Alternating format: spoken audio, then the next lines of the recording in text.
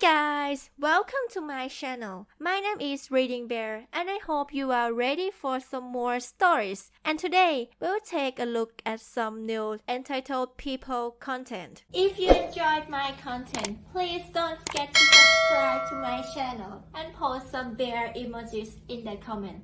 And now, let's dive right into the stories. The first story is titled, Homeowner Association claims my American mailbox violates homeowner association rules and insists that I remove it. I never knew that the neighborhood I've lived in for years would decide that something as trivial as a mailbox cover is somehow devaluing other properties in the neighborhood. Well, my homeowner association told me I had to remove it, and as a Marine veteran, I stood up for my beliefs and came out on top. If I survived 3 tours, I can survive this damn neighborhood and its nosy homeowner association members hating on my mailbox. It all started a few weeks after Memorial Day. The neighborhood allows us to put up flags and other patriotic decor during certain holidays, which I've always felt was too controlling to begin with, but anyway, this is what I get for buying into a homeowner association. I guess I should mention that I have had this flag wrap, like a decal, on my mailbox for almost 2 years now and they have never said anything about it. So, I get a letter first, then several emails daily, stating that the mailbox wrap needs removed or the whole thing just needs replaced. Either way, they don't care, as long as it looks like a plain old mailbox afterward. I've always been compliant with their excessive rules, like my grass being measured with a ruler, but this one is where I draw the line. After a few letters and emails, they started to send me fines as well. I refused to pay them as I waited patiently for the homeowner association board meeting that only happens every 3 or 4 months. As this time passed, my wonderful neighbors and friends started to get involved. No one, and I mean no one, gave a rat's ass about the flag wrap and disagreed entirely with the homeowner association. A few of them even started sending emails to the homeowner association telling them that they should change their rules and leave me and my mailbox in peace. The annoying warning and fines seemed to slow down after this at least, but didn't stop entirely. I always throw a party about a month or so after Memorial Day. It's my birthday and I love cooking out and throwing some big hunks of meat on my barbecue smoker. I invited most of the people I know in the neighborhood. I have for the last few years that I've lived there. Everyone always loves it. After a few beers and some good food, everyone is having a great time and chatting it up. So, it's no wonder that the topic of my mailbox came into the conversation. After a moment, the discussion seemed to become a little passionate, and a few of my neighbors insisted that they would also put up patriotic decor in protest of the homeowner association's harassment over the mailbox. I laughed at this and genuinely thought very little of it, except maybe just happiness that they all had my back. Well, a few days after the cookout, there most certainly were several new flags-wrapped mailboxes and other displays of patriotism in almost all the houses on the main drag of the neighborhood. I couldn't believe it and it brought a huge smile to my face. Time continues to pass, and we are maybe a month away from the homeowner association meeting. I received another email. This time it's different from the same forwarded ones I've been getting. It stated that due to inciting discord among the neighborhood that I would be given a larger fine than I have been already. This one was almost $1,000, which is crazy compared to the $50 ones that I've gotten weekly. This must be about my friends putting up their patriotic decorations. After this, I hosted another get-together with my neighborhood friends and shared this new information. They are all in agreement that I should get to keep my flag wrap on my mailbox and that it isn't hurting anyone or devaluing the neighborhood at all. I forgot to mention that they had all received their warnings through letter or email and some of them are being fined as well. My good friend Stacy has a son that works for a local news channel. She took it upon herself to talk with him and he thought it would make a good short story. He ended up coming over with cameras and interviewing me, where I talked about my history as a veteran and that they want me to remove my flag wrap because it is somehow devaluing the neighborhood. This interview was quick and easy, and he talked with a few others to get their opinion of the homeowner association's patriotism hatred. Stacy's son said that he thinks that it will help my case as well. How are they going to defend such a petty and unpatriotic offense? He was right. Her son made sure that the story aired a few days before the board meeting. That way they could see exactly what kind of negative backlash they will get for such a shitty thing. My daughter is also not shy to use social media to her advantage. She put the neighborhood on blast and brought such an impressive community together to support the situation. I almost felt bad. Like I was making a bigger deal out of it than it needed to be. But the thing is, it's just a flag wrap and I should be able to show my country and those who died for it, my support if I want to. It's not like I'm leaving some old Christmas decorations up all year round to look tacky. Right around the time that the short news story about us aired, I stopped getting emails and letters from the homeowner association. My friends on the other hand continued to receive their fines for their new patriotic decor. The board meeting was held at the neighborhood's clubhouse, up near the front by the pool. On my way there, you would have thought that we were a bunch of adults trick-or-treating, minus the costumes. There were tons of people walking up to the clubhouse. There were probably almost 100 residents going inside, but I wasn't sure why. I honestly couldn't imagine how they managed to piss off even more people lately. There is no way that all of them are here for me and my little old mailbox. Turns out, they were all there to support me. The 5 board members appeared shocked. I'm sure that I was more surprised, but maybe not, judging by their slack jaws and large eyes when they looked over the crowd. The meeting started after you could finally hear someone over the hum of the room. The first member spoke, getting to the point quickly. She stated that they were there to discuss the board's rules and that if someone wanted to speak up about changes that they could. I was the first to stand. As the crowd looked at me, I felt anxiety but also pride. I felt like I brought this community together to stand up for a cause that was a good one. And showing pride for your country is important, especially when you've spent as much time as I have going to war for them.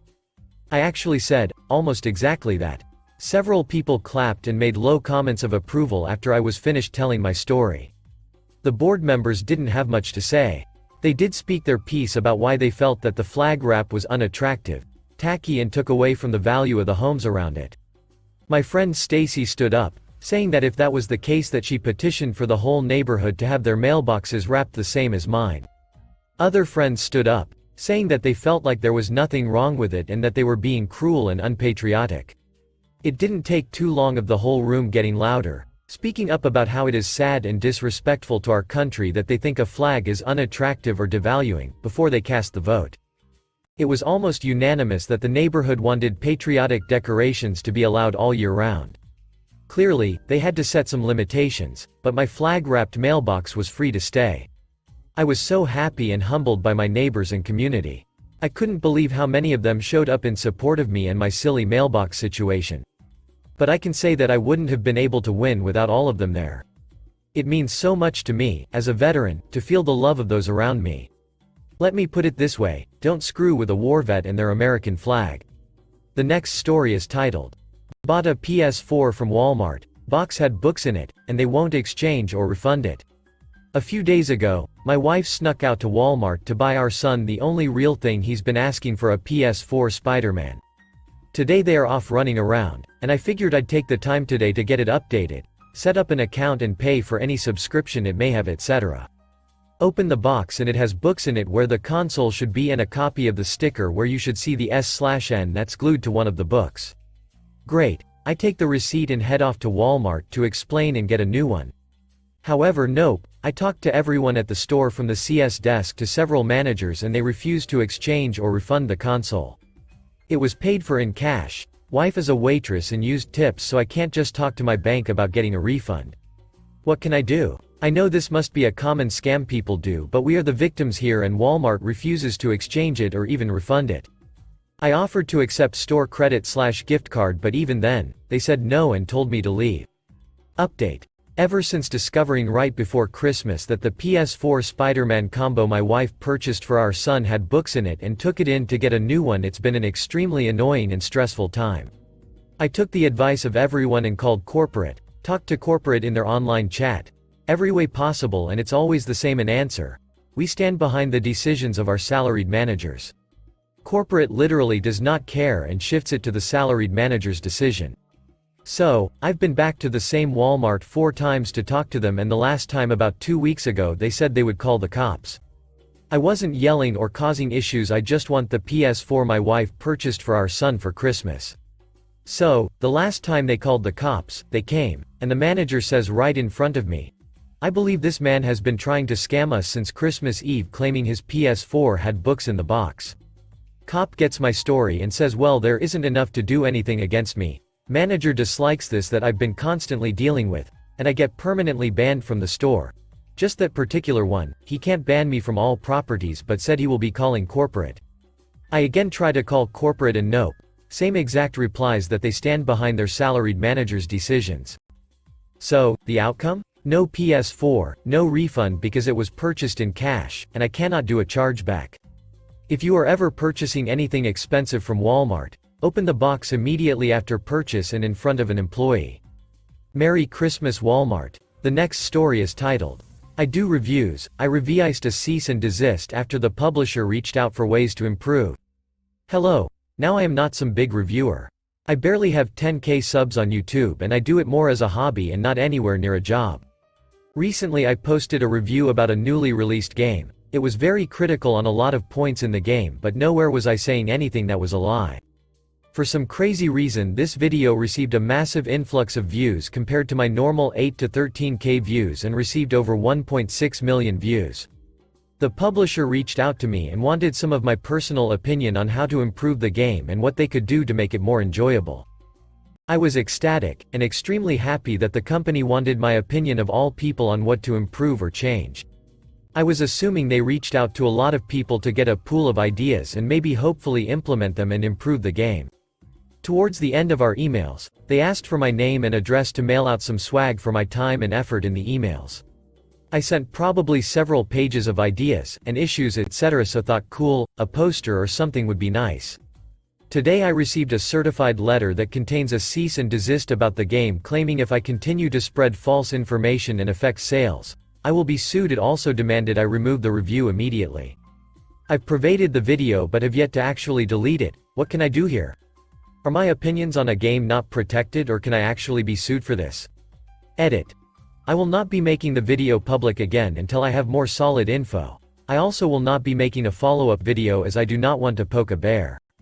I cannot afford an attorney to fight even a frivolous lawsuit. My state of Colorado does not have anti-SLAAP laws. I've emailed F and a few other attorneys who specialize in the industry and hope to hear back. I'm also not linking my YouTube channel. I'm not here for subs or views, just some advice. Thank you everyone. Update. So, it's been an interesting 2 months. After my post I started contacting a few attorneys locally and eventually had to call the state bar for a referral because of the type of possible laws not a lot of people handle that like a normal lawyer does, that's usually family/criminal. I finally found an attorney that understood what I was talking about and wanted a link to the Reddit post and agreed with the majority of the top advice I received. He accepted a small retainer of $250 to respond to the cease and desist I received and a few possible future letters/calls. He responded asking them exactly what statements I made that were false and requested exact times in the video that the statements were made.